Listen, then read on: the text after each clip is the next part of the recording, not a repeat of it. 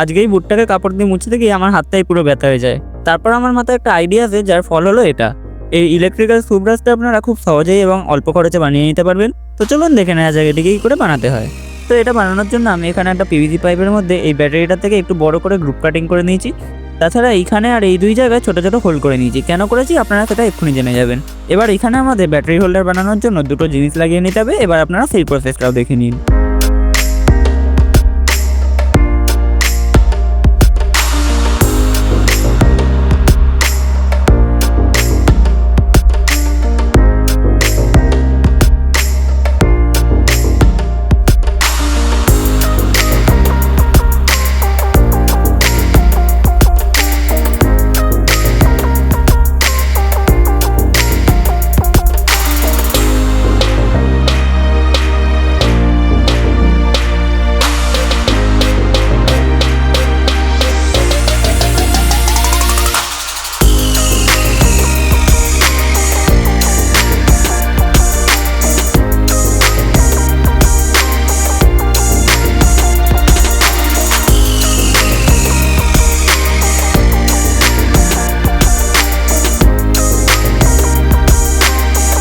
এইখানে যে তিনটে তার বেরিয়েছে তার মধ্যে এটা হলো ব্যাটারি প্লাস ইনপুটের তার, যেটা এইখানে লাগবে।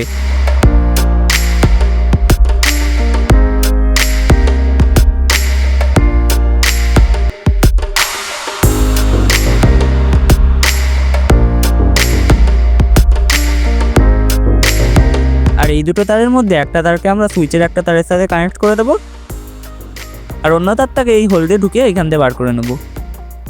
এই রোটেটারটা বানানোর জন্য আমি এরকম একটা 3 ভোল্টের মোটর ইউজ করব। এটাকে আমরা এখানে লাগাবো। তবে তার আগে এই দুটো তারকে আমরা মোটরের দুটো পয়েন্টের সাথে কানেক্ট করে দেবো। A few moments later.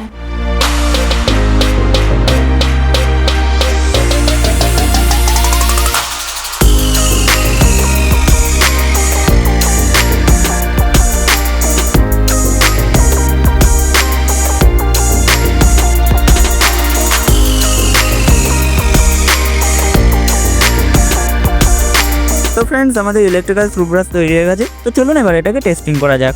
আমার কাছে দুটো নোংরা বুট রয়েছে। এবার আমি এটা দিয়ে এগুলোকে ক্লিন করে দেখাচ্ছি।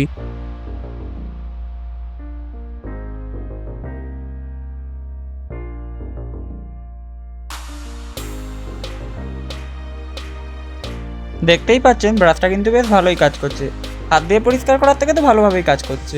খালি আপনারা যদি একটু বড় সাইজের মোটর ও ব্রাশ ইউজ করেন তাহলে এটা ক্লিন করতে আরও সুবিধা হবে।